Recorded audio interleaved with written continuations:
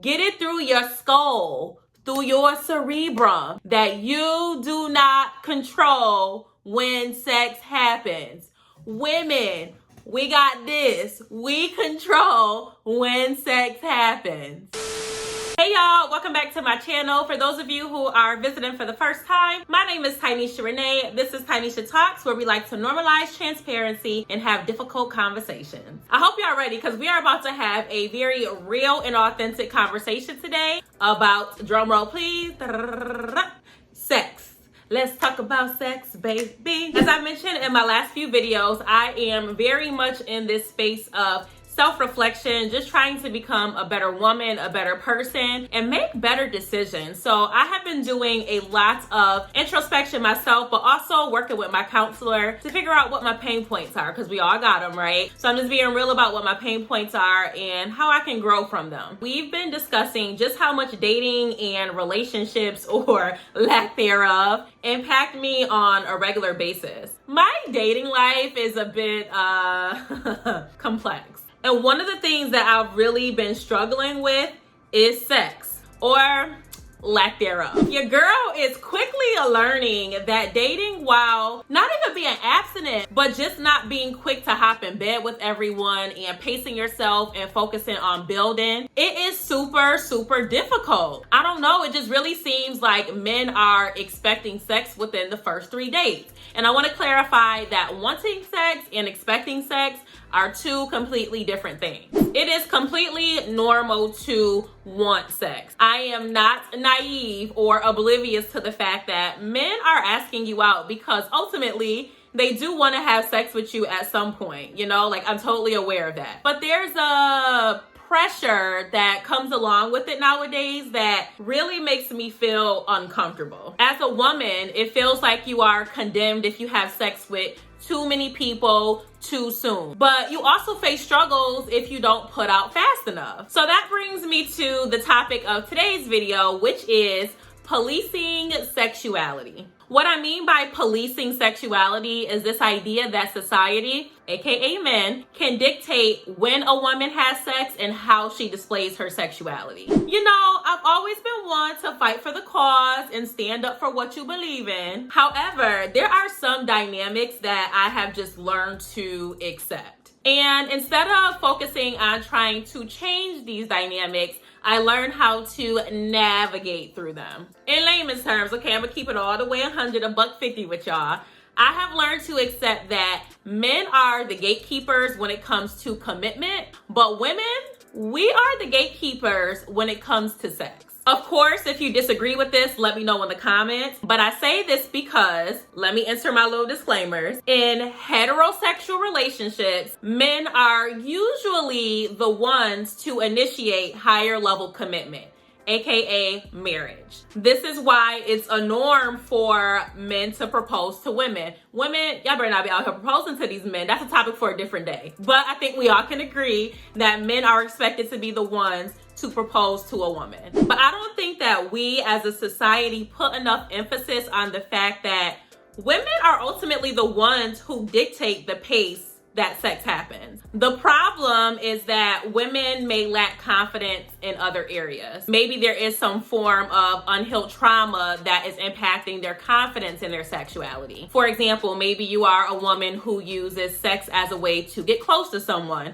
or maybe you had a past experience that makes you a bit uncomfortable in sexual situations. These traumas or these experiences lead to being out of touch with our sexuality and ultimately not understanding the power of the poom poom, okay? Period. This results in men having more control over how and when sex should happen than they're supposed to. That was a mouthful. Let that sink in for a minute. I know that this is a bold statement, but I'm standing on it. Men, there's a lot of dynamics in this world that y'all benefit from, that y'all control. Get it through your skull, through your cerebrum, that you do not control when sex happens. Women, we got this. We control when sex happens. So to circle everything back, this brings me back to my original struggle of wanting to date, but also wanting to pace when I have sex with someone. I do get very frustrated when I feel pressure to have sex, or when men get upset and fall back because I didn't give it up right away. Mainly because I have come very, very far when it comes to using sex as a way of filling a void or getting close to someone. I'm trying to figure out how deep I want to go with this today. YOLO, let's do it. I learned pretty early on that when men want to have sex with you, they will say anything or do whatever it takes for them to get it. And that became a drug to me. I became addicted to having male energy around me, to the closeness that I felt, to the temporary illusion of love and affection. And that can be really dangerous because it opens the door to energy vampires, users, those who really don't care about you or your well-being. And what does that leave you?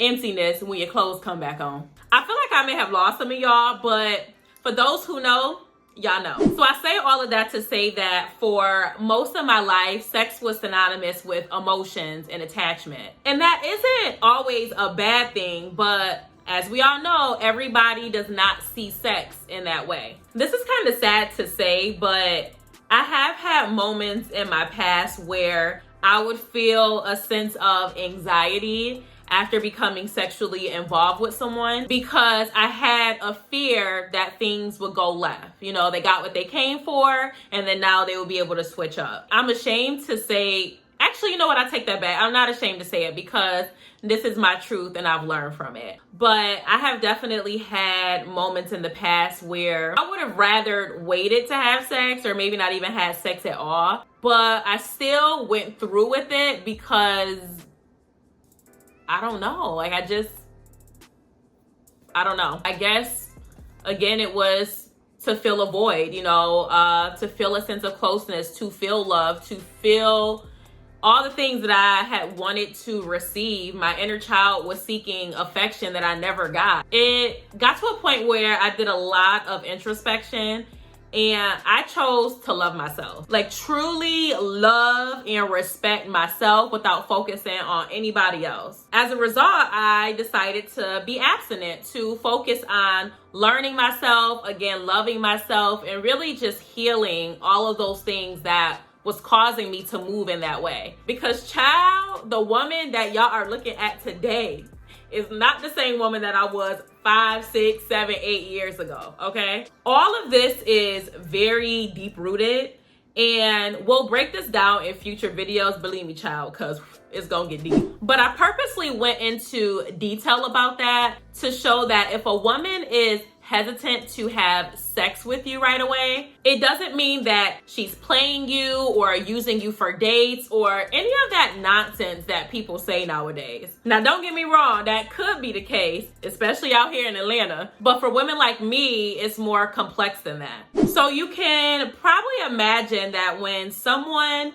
minimizes your background, your value as a person, because you don't want to smash on the first couple of dates, it's like a slap in the face because it feels like all of the work that you've put in to becoming a better person and making better decisions is being disregarded because you're thinking with the wrong head. Do you know what I mean? Over the past weekend, I attended the Roommates Live podcast, and I had the chance to speak with Mr. Stefan Speaks, who I adore, by the way. And I asked him, what is the appropriate time frame nowadays to have sex with someone? And I asked him for advice on how to transition back into dating and sex after a long period of focusing on yourself and being single. His initial question was why I decided to be abstinent in the first place, to which I summarized everything that I just told y'all. And he reminded me to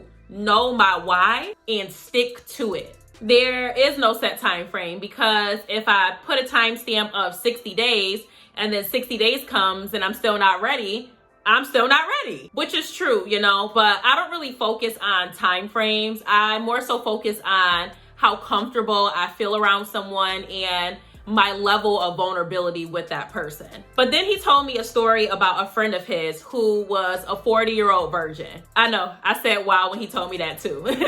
The friend had a hard time with dating because as soon as she would mention that she was a virgin, men would literally run the other way. What he pointed out was that men would run because of the way that she presented her abstinence. She would disclose this information with the expectation that men would leave, and they fed off of that energy. And she found that once she changed the lens of how she viewed her virginity and how she spoke about it, men were a lot more receptive to hearing her out and were more willing to wait for sex to happen. So I shared that story because it really resonated with me, and it caused me to really reflect on the way that I approach dating and talking about sex when dating. Like I mentioned before, there is a nervousness that I feel when it comes to becoming sexually involved with someone, just out of fear of things going wrong or not knowing what's going to happen based on my past experiences. But I'm really hoping to transform that way of thinking and truly embrace and embody my sexuality and the beauty that comes along with it. And really just have sex that's coming from a healthy place. I'm not gonna lie, y'all, that concept seems foreign to me. Shoot, at this point, sex is starting to feel foreign to me.